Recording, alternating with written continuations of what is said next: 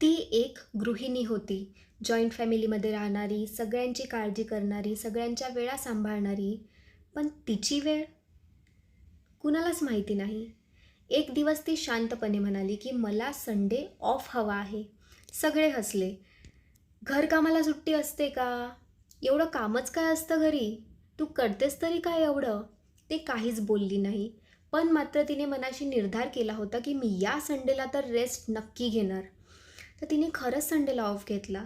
ना चहा बनवला, ना नाश्ता, ना कोणाला आठवणी करवून दिल्या, ना कोणतं एक्सप्लेनेशन दिलं. त्यामुळे काय झालं, घरात गोंधळ उडाला. कुणाला टॉवेल सापडला नाही, कुणाचा डब्बाच भरलेला नव्हता.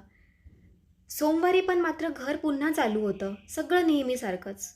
म्हणजे तिच्यानं काम करण्याने काही कोणाचं अडलं नाही. आणि तिला कळालं, की घर कधीच थांबत नाही, फक्त स्त्रियांना गिल्ट शिकवली जाते. तुम्ही पण अशाच गिल्टमध्ये राहत आहात का? आणि तुम्ही शेवटची स्वतःसाठी सुट्टी कधी घेतली आहे आठवते का? कारण मला असं वाटतं, की मध्ये आपल्यालाही ब्रेक हवाच असतो आणि आपण ते गिल्ट घेऊन चालतो, की मी जर ब्रेक घेतला तर सर्वांचं कसं होणार? सगळेजण माझ्यावर अवलंबून आहेत, डिपेंडंट आहेत, दुसरं कोण काम करणार? But I would suggest you, की एक दिवस ब्रेक नक्की घेऊन बघा स्वतःसाठी.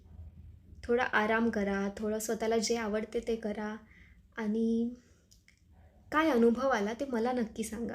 व्हिडिओ आवडल्यास नक्की शेअर करा आणि अशाच कंटेंटसाठी stay tune to my channel. Thank you so much for watching.